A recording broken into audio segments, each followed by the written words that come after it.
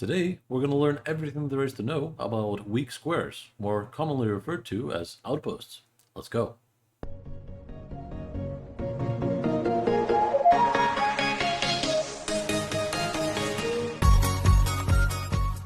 Today, we're going to cover a lot of stuff about outposts, but I've broken it down into 3 sections for you. You can find the sections in the timestamps below, but the first one is going to be basics. What is a weak square? How to recognize a weak square? And how to use a weak square. Then we're going to move on to intermediate stuff, like how do weak squares correlate with pawn weaknesses and king safety. And then the advanced section, where we take a look at how outposts are made in a real game, how they are induced on purpose for your opponent, and how they are repaired when they are in your territory. Let's go. So first of all, what is a weak square? A weak square, or an outpost, is a square which your pawns can control, but the opponents cannot.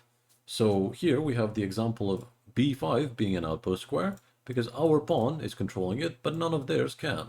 Their pawns went a little bit too far. Also, after the move pawn to f5, we can recognize that the e6 square also meets the conditions. So our pawn is protecting it, but their pawns are not. This is not true for, let's say, the c4 square, because our pawns are protecting it, but theirs at some point can. How would you recognize a weak square? It's surprisingly simple. You just take a look at what your pawns are defending. You don't need to take a look at every square on the board. Just take a look at what your pawns are defending and highlight those squares in your mind or over the board. And like that. From there, all you have to do is eliminate the ones that your opponent is controlling. For example, this one. Or can control. For example, if they push the pawn to c5, they control these two. And the green ones that remain are your possible outposts.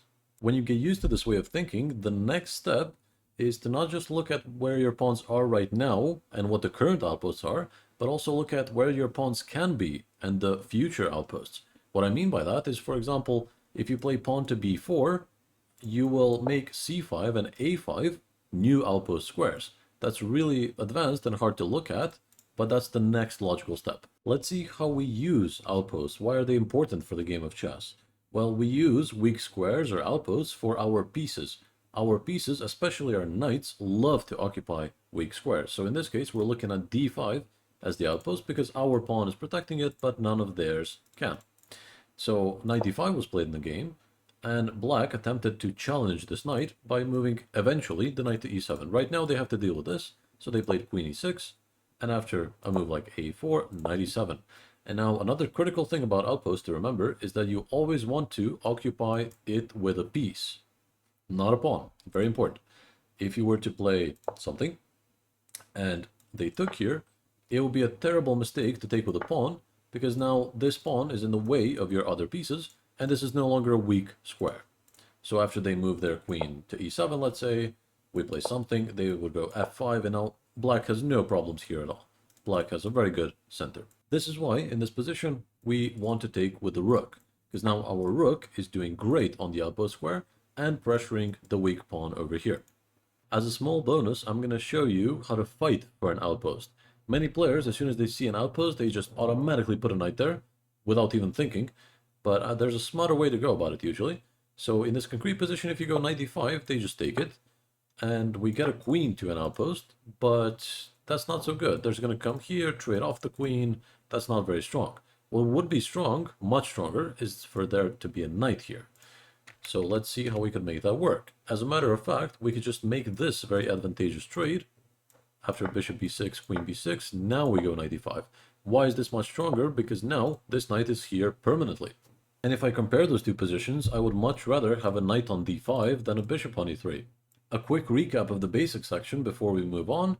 We covered what is a weak square. We said it's a square that your pawns are protecting and theirs are not, or cannot in the future. Then we covered how to recognize it. A very easy way is to just look at what your pawns are defending, and then highlight those squares and remove the ones that your opponents are protecting. You will be left with only outpost squares. Then we said how to use a weak square, place a piece there, preferably a knight, and keep it there forever. So now we'll start our intermediate section, where we take a look at how weak squares correlate to pawn weaknesses and king safety. So here, first we're going to take a look at how they correlate with pawn weaknesses. And we're going to see that black has some weak pawns over here, like these are doubled pawns, and the square in front of them is an outpost. That might be a coincidence, but let's take a look at the D file. There's an isolated pawn here, and what do you know? Square in front of it is an outpost. There's a backwards pawn on G7, the square in front of it is an outpost. So this doesn't work every single time, but there's a huge correlation between them. So when you're looking for outposts, another way to easily notice them is to take a look at enemy weaknesses. Usually the square in front of that weakness tends to be an outpost. Let's imagine this is some middle game position with rooks, queens on the board, everything. Would we like to go knight d4 and occupy the outpost? Not really, because again, after they take and we take, we would have to occupy it with a pawn. And then it's not an outpost anymore, so be careful. Not all outposts you can immediately go for. So here we would either go for that outpost, or we would look to trade off the bishops first and then hop into this one, or make the long way around to the other one. How do weak squares correlate with king safety? Well, if you leave squares weak around your king, there's a good chance your opponent just uses them as a welcome mat for their pieces and literally just gives you checkmate. So here after king g1, the only attempt at defense, the squares are just too weak. So after queen h2, king f2, bishop g3, this is unfortunately a checkmate because the rook is covering the e-file. So be careful about leaving squares weak, especially around your king. A quick recap of the intermediate section before we move on. We said that the pawn weaknesses and weak squares are heavily correlated. Usually, right in front of the pawn weaknesses, you will find a weak square or an outpost. Then we talked about king safety and how usually it goes wrong when you're not careful about leaving squares weak in front of your king. So be careful, and now we're going to move on to the advanced section. And now we come to the advanced section. So many of my students say, this is all great, but how am I supposed to know when to stop in a real game and look for outposts? And the answer is actually pretty simple. Every time the pawn structure changes. So that might seem like a lot, but that's the only way to consistently notice all the weaknesses. So in this position, b4 was played by white to try and prevent black from going b4, but this changes the pawn structure. So automatically, all the weaknesses in the position will change. Not all of them, of course, this doesn't change any kingside weaknesses, but everything close to that area should be reevaluated. And if you look closely, you will see that these two became outpost squares. How did that happen? Well, whenever you move a pawn in chess, you weaken the squares it was previously protecting, or that it could have protected. So pushing a pawn 2 squares weakens 4 squares. Pushing a pawn 1 square weakens 2 squares. This is why after b4, already black has an amazing plan to try and use some of these outposts. Pause the video and think about it. I'm spoiling the solution in 3, 2, 1. Well, the c4 square looks very nice, and we want to get our knight into an outpost. So this is why our knight comes from h6 to f7 to d6 and c4. From there, our knight will be the best piece on the board, even though right now it looks like the worst one. In case you thought about rook a3 with the idea of doubling up, this is a very good idea, but unfortunately after rook a3 they have king b2, and after rook h a8 they have rook a1. This is a very good attempt and might work in some positions, but in this concrete one, it doesn't. Moving on, we're going to talk about how weaknesses are induced. So how do you actually make weaknesses for your opponent on purpose? So some of your opponents are going to make weaknesses for themselves, but sometimes you have to weaken your opponent intentionally. So in this concrete position, we have some sort of opposite side castling, and we're looking to weaken the enemy kingside to get some nice place for our pieces. And because last time we covered how are weaknesses made, and we came to the conclusion that they're made by changes in the pawn structure, we're gonna force a change in pawn structure. That's how weaknesses are induced. You forcibly change the structure to your advantage. So in this case, h6 is a wonderful move strategically, because black does not have a good response. Whatever happens, the f6 square will become an outpost. And let's prove it. So after g takes h, we already can get knight g4, knight f6 with a great knight. So g takes h doesn't work. After h6, they could try g6, but again, same thing. And if they just leave the pawn here, we're going to take them, and it doesn't matter if they recapture with the king or with the queen after coming here. In either case, we're going to go knight g4, knight f6 with a great knight. Of course, black isn't going to go down without a fight. So for example, after queen g5, hg, queen g7, knight g4, they're not just going to let you come here, they're going to go knight d7.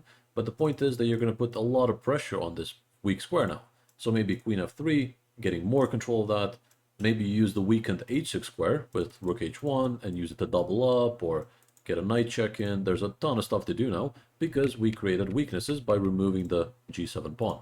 So forcibly change the structure to your own advantage. Let's see a test position. So you're playing as white here. Try and pause the video and forcibly change the pawn structure in a beneficial way. I'm spoiling the solution in 3, 2, 1. There's a lot of changes of pawn structure, but the one that works for you is e5. So let's just quickly take a look at the other candidates. E takes f is a change of pawn structure, but not a beneficial one. We just got rid of these two pawns, and we didn't get any new outposts. Then d5, unfortunately, doesn't work tactically, because they have it covered 3 times, we only cover it once. And the final, by elimination, it has to be e5. So let's see e5. After d takes e, we could just get a knight there. And this is now an outpost square. If they take with a bishop, of course we take with a rook. Always with a piece, never with a pawn, remember. And if from here they don't take with a pawn, if they retreat the bishop, we would just take them. And they recapture, again we have knight e5. We could do it immediately, we could first get some more control of it, but we now have an outpost square. And finally, we come to how are weaknesses repaired. So we're going to learn 2 ways to repair weaknesses in your own camp. Inevitably, by pushing pawns, you're going to create some weak squares, but it's important to know that you can minimize this damage and control it. So the first way we're going to learn is to fill up those weaknesses with pieces. So here we have some weaknesses on the light square here because we were forced to play g3. And the way to fill them up with pieces is bishop d5, great move, forking the rook and the g2 square, which we want to get to. So after rook b8, bishop g2 was played. And now this looks a lot nicer than what we started with. Continuing, we go queen d7, and now the knight also swings by to f3, making this position look a lot better right now. White will just finish development and get a great game. But now you might say, okay, but there are some weaknesses which I can't just put a piece on. For example, we're playing as black here and we're staring down the weakness of d5, which our opponent has created, and we can't really put a piece here. What now? Well, the second way of repairing weaknesses would be to stop the opponent's pieces from reaching those weaknesses. So in this case, bishop a5 is a terrific move, which, due to the pin, prevents the knight from coming to d5. And next move, after they unpin, for example, let's say rook e3, we're just going to take this one off the board so there is no knight on the board anymore. So after this and this, both sides are okay. We do have a little bit of weakness, but there's no dangerous knight. If we had played anything else at the starting position, let's say queen e8, then the knight on d5 will be there forever and cause a lot of trouble. And finally, a recap of the advanced section. We covered that weaknesses are made by a change in the pawn structure, which sometimes your opponent does voluntarily, and sometimes you have to induce a change in pawn structure. And we also covered when you have weaknesses in your own camp, what are the 2 ways to repair them. We said number 1, fill up those squares, those weak squares with pieces, like that and like that. And the second way, if that's not possible, then you prevent the opponent's pieces from coming into those weak squares. Now we're going to move on to a few game examples and exercises to really sink this in. Example 1, how does black fix his weaknesses? There are some dark square weaknesses over here which we need to repair. Pause the video, I'm spelling the solution in 3, 2, 1. We fill it up with pieces by means of bishop f8, bishop g7. From there, not only will our bishop be a lot better, but also the weaknesses will not be so weak anymore. Example 2, how does black take advantage of white's weaknesses? I'm spelling the solution in 3, 2, 1. Black is supposed to reroute the knight to an outpost, one of these. So both of those you can get from the c5 square, so all we need to do is knight b7, knight c5, and get access to those critical points. Example 3, how would you continue as white? I'm spelling the solution in 3, 2, 1. Well, you're going to notice that there are some weak squares over here, and as a matter of fact, we can get our knight there. How? We use the g4 square, so we need to go knight h2, knight g4. From there, we will have great access to these squares and a lot of winning chances. Example 4, white to play. Let's see what you can find. Pause the video. I'm spelling the solution in 3, 2, 1. If you're looking at the d5 outpost with the idea of bishop e4, bishop d5, you are on the right path, but there's a knight here. So if you go for this immediately, they're just going to trade, and now you're forced to take with a pawn. When you're forced to take with a pawn, that's not an outpost anymore. So at the start, we have to throw in knight e4 first, because after the trade of these knights, Now, there is no more fight for d5. Now white will have the better of that and have a great position after e4. Example 5 from the game Shirov-Kramnik in 2001, how would you continue with black? Pause the video and think. I'm going to spoil the solution in 3, 2, 1.